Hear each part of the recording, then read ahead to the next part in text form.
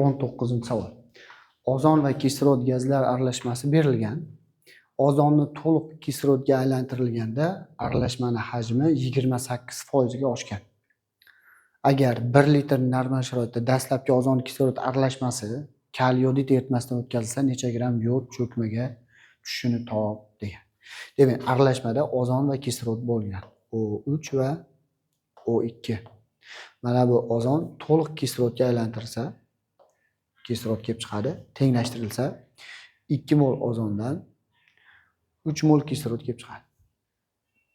Shunda 2 moldan 3 mol kelib chiqsa, o'zgarish 1 ga ortgan bo'ladi. Demak, aralashmani hajmi, ya'ni miqdori 1 molga ortgan, hajmi 1 ga ortgan. Lekin foiz jihatdan oladigan bo'lsa, 28% ga ortishi kerak.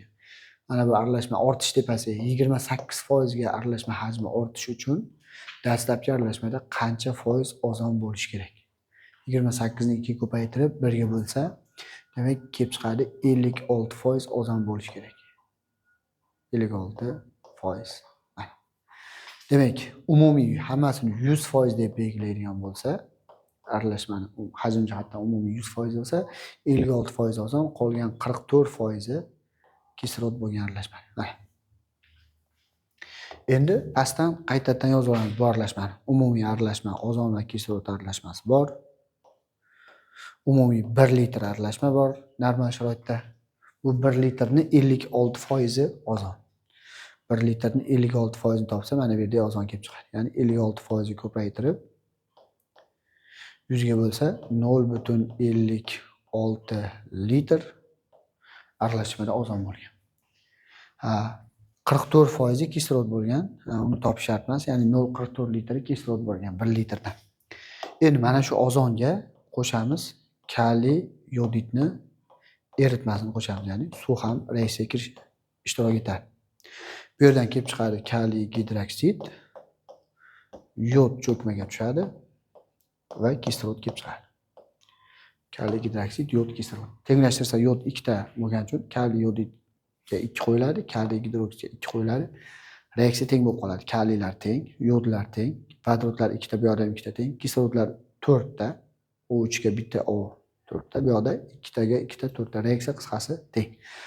Mana bu yod cho'kmaga tushgan. Shu cho'kmani massasi qancha bo'lishini topyapti.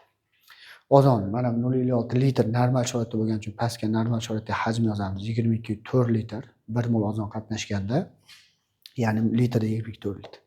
254 gram yod cho'kmaga tushadi. 0.56 litr ozon qatnashganda qancha yod cho'kmaga tushadi deymiz.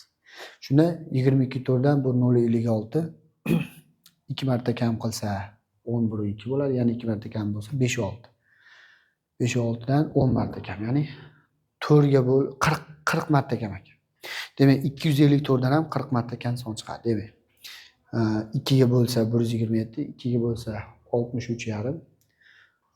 Yani 10 ga ham bo'lib qo'ysa 40 ga bo'lgan son chiqadi, ya'ni 6.35 gram yod cho'kmaga tushadi degan javob chiqadi. Demak, to'g'ri javobga mana 6.35 A javob bo'ladi.